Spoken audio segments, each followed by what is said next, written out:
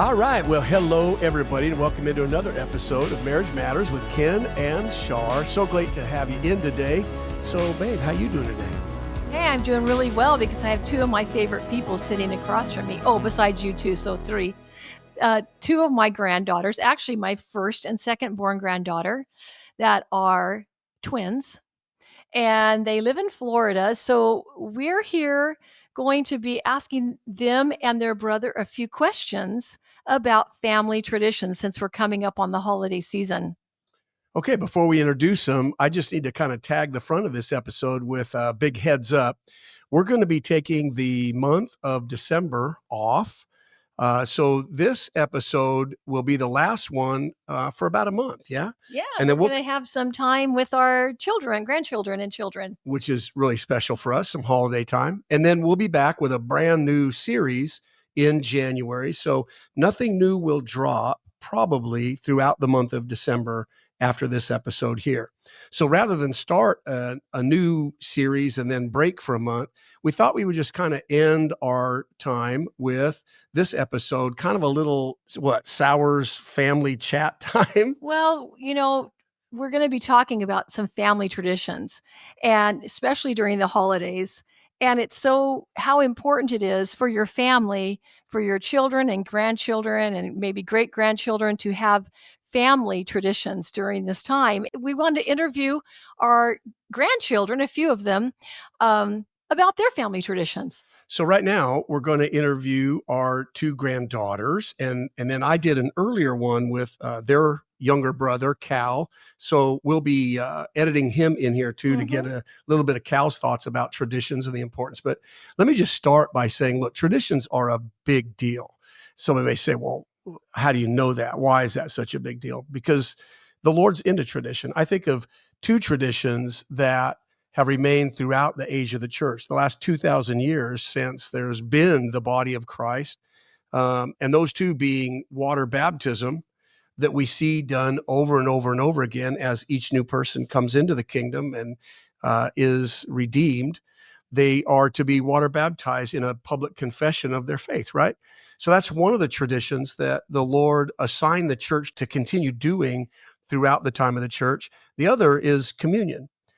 To remind us. That's what traditions does. It builds an understanding, a deep, deep-rooted grasp of something that God holds very important. That's why he has these two traditions that he's instructed the church to continue.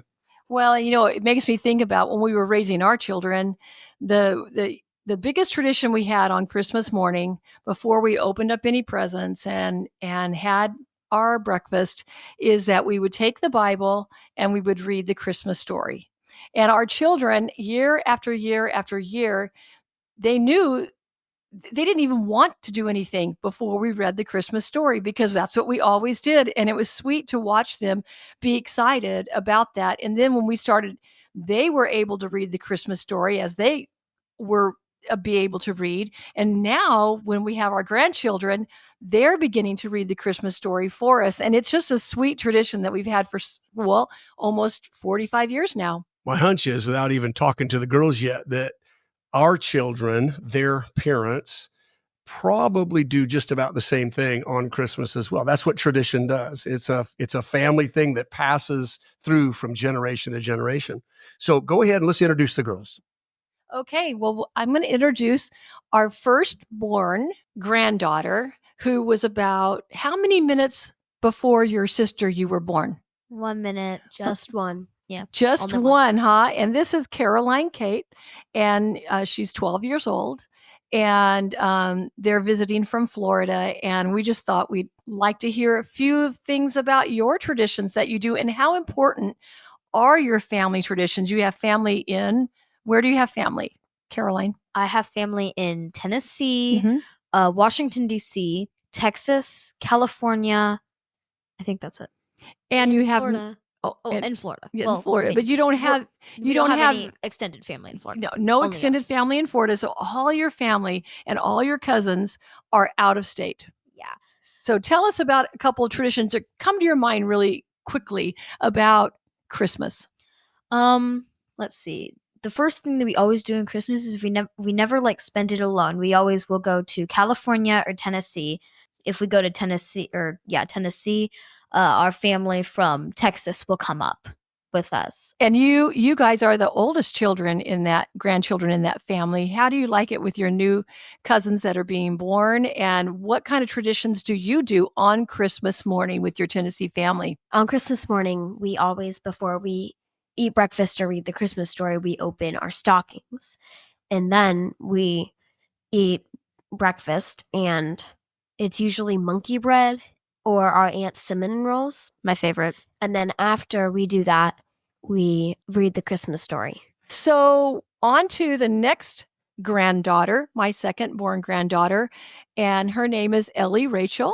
And Ellie, you're also 12 years old, just a few seconds or minutes behind your sister Caroline. So tell me a little bit about your Christmas tradition. When you think of Christmas morning, what do you think of very first?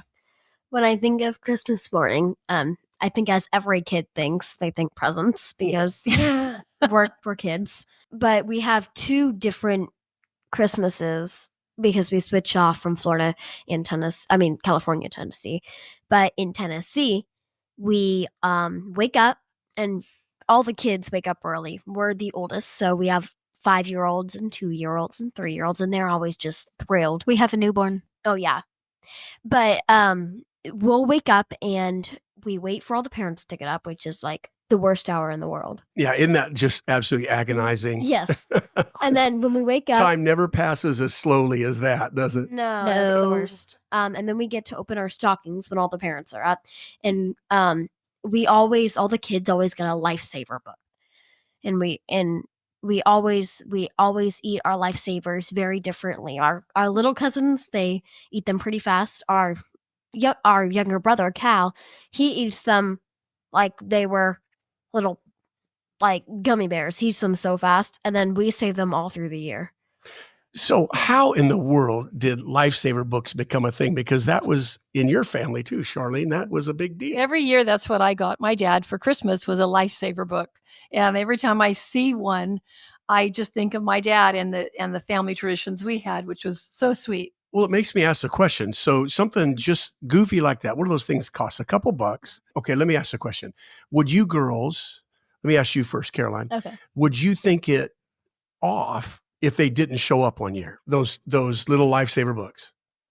I probably would like. Would you ask about it? Yeah, I probably would ask about it. I don't expect them every year, but they just always come to me. Actually, how we started the lifesaver books is Mom said that she got lifesaver books when she was a kid, and we were like, well, what if we asked Santa? Because everybody knows that Santa doesn't give presents to adults. So we wrote a letter to Santa, and we said, "Dear Santa, we heard that you gave our mom a lifesaver book every year when she was little. We were like, could you give our mom one this Christmas?" And then on Christmas morning, we were looking through the presents to see if our mom got a lifesaver book, and there was a present, a little square present addressed to Mom from Santa, and we were like, wow, Santa listened. He gave our mom a lifesaver book. And we were like, this is like the best thing in the world. Santa actually reads our letters.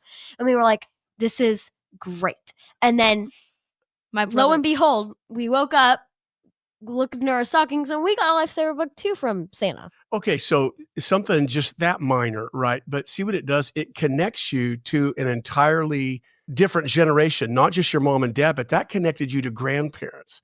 That's what tradition does. It connects your family in love. It roots you in very deep with a sense of family, belonging, security, and those things. My hunch is you're probably going to give lifesaver books to your children. I probably will. Right? So now you're 3 generations down. So for decades and decades, that will become a tradition, which I just think is so absolutely cool. When you come to California, let's see, Caroline, I'll ask you this. When you come to California, you have a lot of cousins here. There's we have 11 grandchildren. 2 are too small to really enter in the festivities as of yet, since they're only 1. But the rest of you are ages between 16 and 9. So you're very close, and you all get along very well, and boys and girls. And it's really fun to watch you guys do the nativity play. And that's kind of a tradition we have here, correct? And it's the craziest nativity play I've ever seen. And tell us about it, Caroline, about how you guys plan it, because the adults don't help you. It's the kids' nativity play. I think that we all have what the main part of the nativity, like besides Jesus, is in our heads. Like I always think it's the angel, and so like I always think that the main part is the angel. Ellie thinks it's Mary, and my cousin Ronan, he always thinks it's the Santa hat Joseph. He insists on wearing it, and then like my brother thinks it's the no shirt shepherd with Grant, the two messiest one, and so it always works out when we plan it because like nobody cares except about the part that they want. And so it usually always works out. As he likes to sing for the main parts, but I don't know. I think that it's fun to act for the adults, and I think that we all really enjoy it, even though it's very chaotic. And you know, our 16-year-old last year didn't really want to be in the play, so he was the narrator. And it was so cute last year. You guys did it all on your own and you planned it all. And we never know what we're going to get. Ellie, do you have anything to share about that? Well, yeah, there's this one thing. Our older cousin by 10 months and our younger cousin by 1 year, Grant and Ronan, they always play the exact same parts as I am usually Mary. Ronan, the older one, he is typically Joseph. But 2 years ago, he decided he didn't want to be normal Joseph because that was boring. He wanted to wear a Santa hat. And we called a cousin meeting and we were like, what do you think about this? And pretty much all the boys wanted the Santa hat and pretty much all the girls said no. And that took a while, and Ronan got his way because he's the older cousin, so he has to. And he wore the Santa hat, and I was mortified in front of my cousin. I was like, "You are messing up the nativity. God's probably pretty mad at you." I don't think Joseph wore a Santa hat. But ever since Joseph, which is, I think it's been Ronan.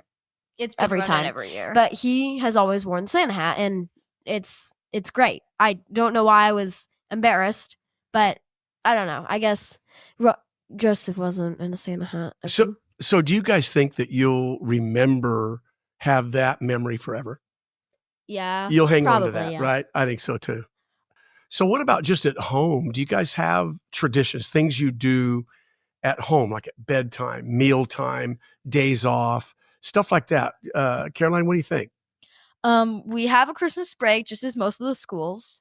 One thing I like that we do is like some things, like I don't know, like little presents or things that we give just to each other. We have like our own Christmas, like it's very, very small, maybe like 1 or 2 presents. It's mostly like a breakfast my mom makes and stuff, but we always do like something really small before we go. And I think that that's really fun because some things I don't want everybody to see me give to my mom or my dad or Ellie or Cal. This is the first year that we're not going to be decorating our Christmas tree because of the boys. They're Will and Jack, we're adopting them. And they just turned 1. They're premature. They're super small, but they can get into almost everything. We had to put locks on all the cabinets. And man, it takes me forever when somebody spills and I have to get the paper towels under the sink. So I have to walk like 15 extra steps to the magnet, unlock it with the magnet, put the magnet back, and of course it closes by the time I get there. It's so so I have funny. to keep the magnet with me, open the door, put it back, and of course I put the magnet back, and that is forever. That's what it happens when you have new babies in the house, right? Ellie, do you agree with that? I do. While we're on traditions, there's this one tradition that Caroline and I do for all of our aunts and uncles. Oh. And we always make a little gift. And I can't tell what this year is because Yuki's getting one. Yeah, so we can't really say. But last year, I think it was pot holders. The year before that, I think it was trivets. And then the year before that, I think it was bookmarks. So we always... I still have the bookmark. It was I do. Mine's in my Bible. bad quality. But we've never given presents to our cousins. And last year, Grant, he's our... Oh, that was so sweet. younger cousin by a year, he gave us a present of his 2 favorite books. And Grant and us, we're the readers. We love to read, and we will converse about books from time to time, and we'll recommend and he'll recommend, and we read them, and we usually both love them. So he gave us his favorite book, and it's like one of my favorites now. It's like so good. And it really stuck in my mind that he would go, well, I know that Carolyn and Nellie would love this, and I want to give this to them. And I just thought that was really, That's pretty cool, right? Yeah. Yeah. So here we are at Thanksgiving in a couple days here. What about Thanksgiving? What tradition do you most look for that connects you to Thanksgiving, connects you to family, connects you to the past and your extended family? I know your mom does. I'm looking forward to it. Does a pineapple, some kind of weird pineapple dish. Good. thing. Yeah. That to me, that's a tradition. Yeah. That's I don't know any other family that does a pineapple thing. Maybe I'm wrong. The Snyder family But- does, but Okay, so to me, that's a big connection to a loving, close family. So, what other Thanksgiving traditions are you guys looking forward to? I'm probably looking forward to the bread. I love bread so much. oh yeah. All the rolls, the different home baked Yeah. rolls. Yeah, I love pumpkin pie, but I love spending time with my cousins. We always get to sit at the isolated table because there's too many kids. now this is going to be a big Thanksgiving. We're going over Yeah. to Taryn, actually Charlene's side of the family. There's going to be I can't even count them at 15, 16 kids, 25 or 30 people total, and I don't know, probably 16 it children. was so fun But last year. So- we always Do you guys love that kind of connection? I And- love Yeah. it. But we always will, after we're done eating, we never have to clean up, which is, well, we don't have to clean up. We do have to clean up, but not like at the very second. And we'll sit around and we'll play the name game, otherwise known as what's the other name? Canterbury. Like Westminster Canterbury. Yeah. I've always just known it as the name game. I think the real name is. Okay, so games are another tradition. Do you guys love game? I mean, Board games I love, but with that many people, I love playing Mafia and okay, name game and signs. Signs. Those are the Signs. 3 games that we'll play, and I really yeah, you can play enjoy that those. with 10 or 12 people in a circle, right? But you Yeah. can't play it with 5, so we never get to play those games unless we're here and in Tennessee. So that's a tradition that will always connect you to family, to the extended family, which is so cool. Again, that's awesome. What else about Thanksgiving? Anything else that really you look forward to as a part of the Thanksgiving tradition? I always love traveling to different places, like to Tennessee or to California. I also think that because some people do big dinners at Christmas. I don't have anything wrong with that. It's just we don't usually do it, and so I think it's really fun. It's like the one big dinner of the year. It's really great. Right. Besides steak bowls, we get that once a year. So good. I agree with the one big dinner, and Thanksgiving is my favorite. Yeah. So, and it's always nice to have our family with us because it just reminds us so much of what Jesus has done for us and how thankful we are for the so many blessings that He's given us. It's like the feast that he had. What was it called? The Last Supper? Yeah. Yeah, it's like that. In Tennessee, we'll always do this thing before we pray and before all the food's out. We'll get around the dining room table, and I guess this year we'll probably have to sit on the floor for some kids. We'll get little tables out so we don't have enough people. But we have this one glass where we drink orange sherbet and cranberry juice. So It's Each has so good. 1 scoop of orange sherbet, and we fill the little wine glass about 3/4 with cranberry juice. Where did that begin? That's And- the and- Snyder family. I Okay. think our Mimi did it when she Okay. was a little. when she When was she a was little little. girl. So Yeah. I think that might have been Papa. I don't know. No, it was It- Mimi. It's their Okay. tradition. So let me ask the question again. Picture yourself, you're 25 or 30 years old, have a couple children yourself. Are you going to be eating cranberry juice and orange sherbet? Oh yeah. 100%. 100%. And then I I'll- just love it. And I'm gonna save the rest to eat myself. Do you know how so many families, I think that's the point of this whole thing. It's not just about what we do or a Sours thing or the Snyder side of our family. it's the bottom line is every family can have traditions that ground you and root you in the love of a family. They don't even have to be like a big thing. No, they're small. Actually, they're really small things. A lot of them. I mean, like a lifesaver book that cracks me up. That tradition has stood the test of time. Came from your family too, Charlene. But what And it's just amazing to me. Anything that you do repeatedly, that is its intention is to remind you of something or to quicken a memory, a thought about the meaning of something. Like I just think of our Christmas, so much of what you guys described, we do in our family too. And all of it really is designed so that Christmas isn't just a commercialized giving of gifts or receiving of gifts, but it's more meaningful than that. It's a celebration of the advent of Christ and him coming into our world to redeem men. That's what the Christmas celebration is. And because we live in a world that has commercialized it so badly, then we have to do things so that it does have its appropriate meaning, right? So that's what traditions do. They kind of shock you out of the way the world thinks or operates in the flesh or naturally and reminds you of what's really important. And that's what tradition is all about. I feel like sometimes when people think of traditions, they think of it has to be something really big or really special or during the holidays. So sometimes I feel like even like tradition isn't like the right word, because it's like some people think to have a tradition, it has to be super big or holiday related. And then you can't do it every day. Like we always do a Bible study during our breakfast.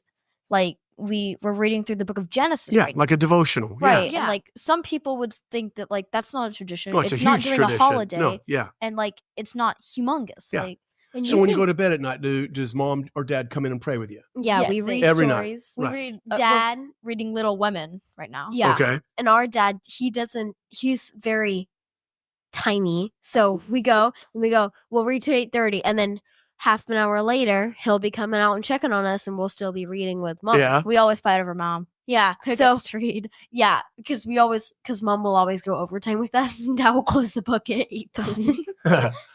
Okay, so we're going to run out of time here, but let me ask the question of both of you. Well, let me start with you, Caroline. Okay. So just answer the question. Why do you think they're important? What do you do with a family that has none, doesn't build any in? Are they less anchored? Would they feel less secure in a family? What do you think? Why are they important? I personally think that traditions like equal relationships. When you do things like every day or every like month or whatever annually, it starts to become a relationship. You look forward to it. And even like traditions that sometimes I don't look forward to, because like sometimes I have just piled homework. And in the morning when we read, like I'm like, come on, get out of here, mom. It's 9:30. But like it actually starts my day off properly. And I feel like, yeah, sometimes I don't like it, but like with no traditions, you don't have an anchor. Like there's nothing that holds, like relationships need to be an anchor of your day. Because if you don't, like you're just mad at everybody. I get sent to my room for that a lot. But like I have no filter between my brain and my lips. Whatever comes to mind, I say it. And like, so if I'm not doing something repeatedly, like I know how to respond. Like praying is like, I don't know. Is that unholy to call it a tradition? No. That's more of a lifestyle. But like it, Or like again, if you never apologize, then Again- you don't know how to apologize. Yeah. yeah. Kind of. I feel like it helps me build my relationships, right? Yeah. Yeah. Well, they're made. Traditions are made. Your parents do things. We do. Others do traditionally to create a way to remind you of what's important. That's really what they're all about. So, Ellie, I'm going to wrap up with you. So, why do you think they're important? What do you think of when you think of traditions and why they're important? Well, first, I think that you can't have a family without traditions. I've never seen a family without traditions. Sometimes the traditions are good, but sometimes the traditions can probably also be like a very, very bad habit that you just always do. So I think that you have to have the right traditions, like a good habit or a bad habit. But when we have a tradition, we try to take it seriously. It's not just something we do.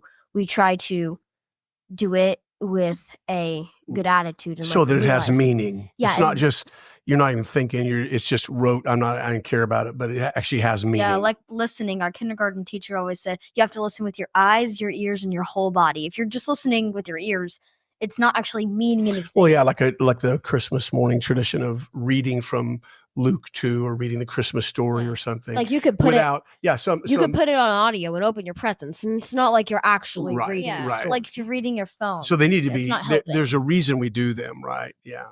All right, Shari, I'm going to leave it with you. Yeah. Well, I thank you, girls, for spending some time with us. And we know that it'll encourage some listeners out there just to really be thoughtful of their family traditions and even implement more different traditions. I always like to ask people when I'm with them, what are some family traditions that you do in your family? I can just see their eyes brighten up while I think they think about past traditions that they've had when they were raised, what they're doing with their own children.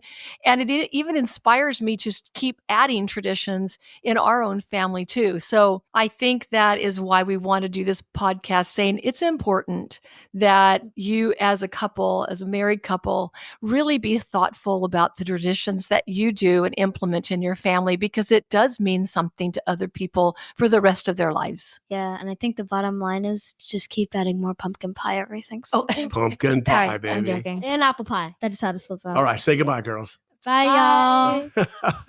All right. Hey, thanks for listening today. Couple reminders here. By the way, you don't have to wait for a holiday to start building traditions. You can build them every day. I think of our family. We had traditions like board games that we would play continually and often. And Wait. oh, you got One more something else? tradition. Every Sunday night we go get Costco pizza and we Oh, watch yeah. Andy Griffith. That is wild. Pepperoni. Pepperoni pizza. Costco guys has are the awesome. best crust, and then sometimes we'll go like, oh wait, this pizza cutter was really bad because they didn't cut the crust all the way. Yeah. It's the most annoying thing when you have to get You out a guys knife are and awesome. recut the crust. I agree with that. I agree with that, Yeah, Ellie. but sometimes they have like just the best crust cutting, and all you have to do is peel it up, and then like you can eat all the stringy We know cheese. like It's all the best. people at Costco. There's this one person, her name was with Catherine. She promoted to a manager, but she did the best pizza cutting. Like she You slid guys it are all great. the way in. Oh, and then there was this Okay, other guy. can we wrap this thing up? One more thing. There was this one guy named Mr. Nick, and he worked at Costco, and he knew us, and he would always give us the anchovy pizza, and he would always draw on our pizza box a little picture of a fish, like we had anchovy pizza. And you like anchovies? No, it was just pepperoni pizza. That was. It was just pepperoni okay. pizza, but he would always decorate the All box. right, like there's it a was shout anchovy. out to Mr. Nick. That's He probably awesome. didn't get an A in art class. Okay, so I'm going to cut away from that interview for a little while and pick up with an interview that I did earlier, actually with the girls' 9-year-old younger brother, Cal. So this is a few minutes I spent with Cal talking about the same subject, traditions and family and why they're important. So enjoy this time with Cal. So Cal, how you doing, bud? Good. How are you? Good, doing great. So glad you guys are out for a visit right now. We're having Mhm. fun with you guys, man. Yeah, thanks. Glad you're here. Wish you could stay a month or something. Me too. So got Thanksgiving coming up. What are you most looking forward to about Thanksgiving with your family? Well, one thing, the food The food. and the family Okay, so and the family time. favorite food. If you could only have pick one thing on that whole Thanksgiving table, what would it be? Maybe the pie. You're a man after my heart. That would be my answer too. Or maybe the ham. Straight to the pie. Or maybe the ham. Oh, so you're a ham guy more than a turkey guy.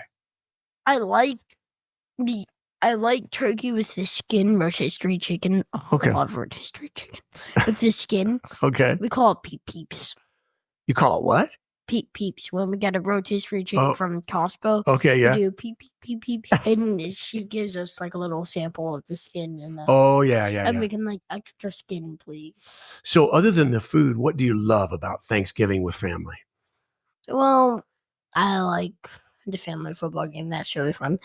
And Okay, so do you guys usually, for Thanksgiving, when you're not here with us, and we're not all together, do you guys watch the football games the NFL games on Thanksgiving? oh yeah. Do you? Yeah. So I think the Lions are playing.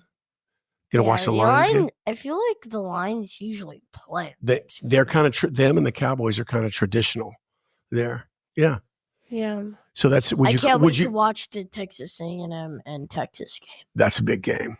That is So would you call that a tradition? Well, Yeah. it's not really a tradition. We always watch football, so Yeah. But Thanksgiving Day is kind of, yeah. So what other traditions does your family have that you really enjoy? Not just Thanksgiving, maybe Christmas traditions or just your daily routine with your mom and dad or your sisters at home, brothers. What do you like? Is there something you do the same all the time that means a lot to you? I like the time where this should be the time where we should all be thankful for is that God died for us. You bet. Yeah, and we read the Pilgrim story, the Christmas story. You do. So at Thanksgiving, you guys read the story of the early pilgrims here in America? Well, yeah, everybody does, don't they? Well, no, they don't. That's what's important. That's what I'm getting at here. Well, sometimes we don't, but we always, on Christmas Day, we always read the two. Right. Now, here's the big question. When you have your children, when you're grown up, will you do the same thing? Yeah, I will. Yeah. Why? Why will that be important to you as a dad? Why do you think that's important? I really want to follow my mom and dad's rules as much as I can. Okay. And because I really like their rules, I really think I respect them, and I want my kids the way they to live. You mean? Yeah. Yeah, I like the way we live. Awesome. Yeah. So, what about just daily routines? Like, what do you like bedtime? When you guys get ready for bed, is there a routine you guys go through? Yeah. I'd call that a tradition. Well, sometimes depends on how late it is. We read. Okay. Like if it's only like 8:30, maybe we'll read like a chapter or a story. But okay, when it's 8:30, we usually put the lights out. And we usually go to bed and pray, hug and kisses. Hugs and kisses. Right. Everybody does. Pretty much every night. Yeah. Mm-hmm. So let me ask you a question. If there weren't hugs and kisses and they just said, "Hey, good night, dude," and sent you down the hallway, would it bug you? Would you say, "Hey, wait a minute, come back here"? Yeah. Yeah. Sure. It's important to you, right? Did your mom and dad give you hugs and kisses? I don't remember it. Now, we did with our kids, but again, you got to remember I came from a home with my father was gone by the time I was, very little, your age. So I only had mom in my family and we weren't believers at the time. So there wasn't prayer, right? So, but she would kiss me goodnight. Yeah. Yeah. But traditions like we're talking about where you read the scriptures together and you pray together as a family, or you talk about the things that glorify Jesus and how you want to serve Jesus. Those conversations didn't happen in my household. So there wasn't a lot of really meaningful traditions that we did. So you're a blessed guy, man, to have those traditions. And it's cool that you're going to continue them as a dad. Yeah, but also it's also really cool to see that somebody in your life, which really means a lot to you, and they're really strong believers when they weren't believers till they were like 21 or something. Yeah, right. Right. I really think that's really cool for you. And, yeah. So what is your favorite holiday? Is it Christmas, Thanksgiving, your birthday? Probably Christmas. I love the snow. You do? Well, you don't get a lot of that in Florida, do you? No. I like very little snow. It's like very rarely snows in the Panhandle. Yeah. No kidding. Yeah. So what is it about Christmas that you love? If you're not in the snow, you're there at home in Florida. We never stay home in Florida. Oh, you're always gone at Christmas. Are you in Tennessee most of the time? We go Tennessee, California, Tennessee, California. Oh, you go back and forth. Okay. Yeah. That's a tradition. Yeah, and we also do we also switch off for like if California is Thanksgiving, then Tennessee would be Christmas. Okay. If Tennessee is Thanksgiving, you're Christmasing here in California. See, that's a big tradition. So if you didn't do that, would you miss family? If I always stayed home at Florida? Yeah. Yeah. Yeah, you'd miss family, huh? I know we'd miss you. Yeah, I always am looking forward for the flight and to see my family. Yeah, family's important. I think that's what I'm getting Well, at, right? sometimes I like to see you guys better because we don't get to see you Mhm. that much, and we have older cousins because I'm the oldest. Yeah, I'm the oldest out of besides Carnelli. I'm the oldest, Sure. so I don't really get to play that much. right. So do you tell your family you love them a lot? Does your mom and dad tell you they love you all the time? Do you tell them you love them? What about sisters? You tell them you love them? Or cousins? Because our family's very big on Love telling each other you love each other, right? I do, but It's a little awkward sometimes- with cousins, right? yeah, Yeah, but it's important. They love you. You know that, right? I know. I know. And you love them. Mhm. Cousins are important. You like your cousins? Yeah, Cousins are cool. See, I didn't have any.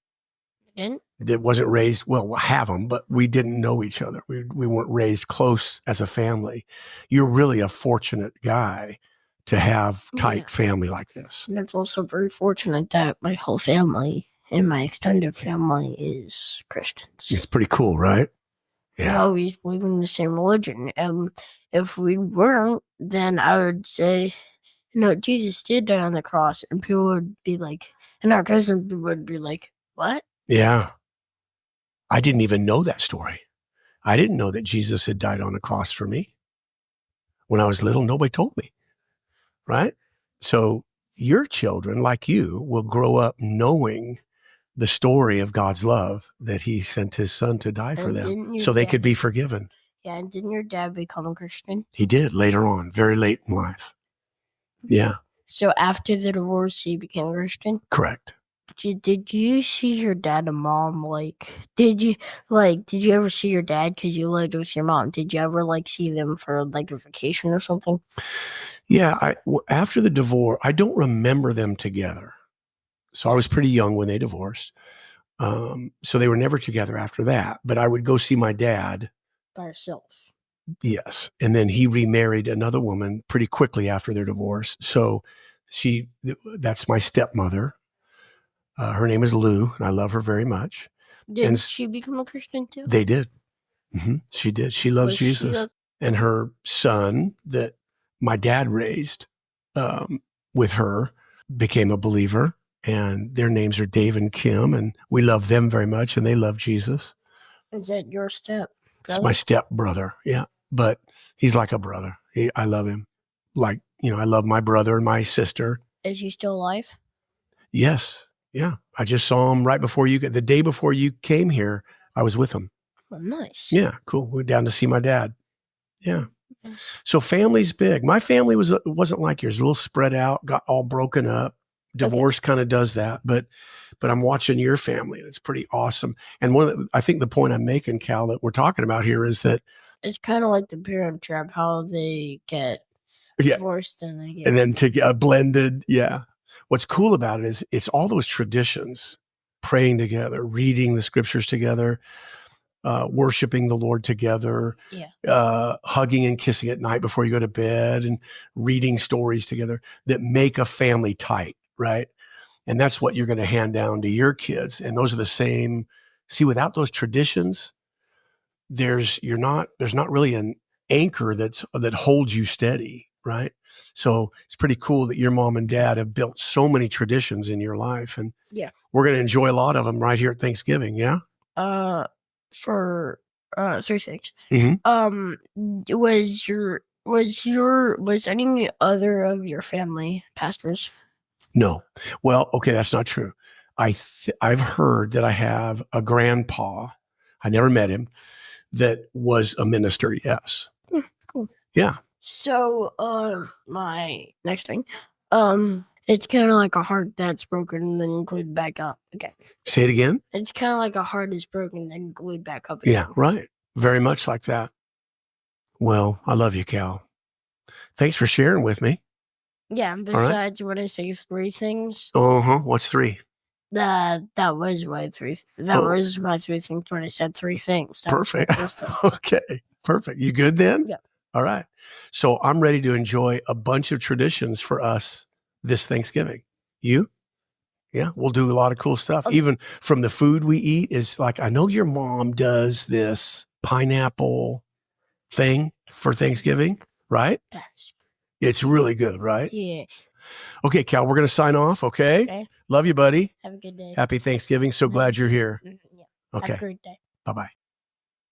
Okay, gang. Well, here I am back with Shar, and we're going to go ahead and wrap this episode up. I hope you enjoyed just a little bit of Sour's family time. A crazy world. That's right. Our crazy world, talking about traditions and tradition. Shawnee, wouldn't you say that these kinds of traditions, whether it's the little things from how you tuck the kids into bed or what you do at breakfast time every morning, all the way to the big stuff at Christmas and holiday traditions and things like that, that have really, really enriched our family in ways we probably can't even comprehend. Well, what I like, Ken, is talking to the grandkids, and every year when they either come over or every week, doesn't matter. They look for the same things to know that it's going to be the same. Oh, you're right. At our home, Yep. Things aren't going to change. Yep. We're not going anywhere.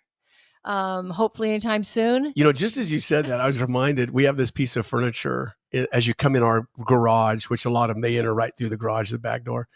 And there's a piece of furniture that have these 9 little, we call them cubby holes. They're just little drawers you pull out, maybe 2 feet deep, 6 by 6 deep, right wide.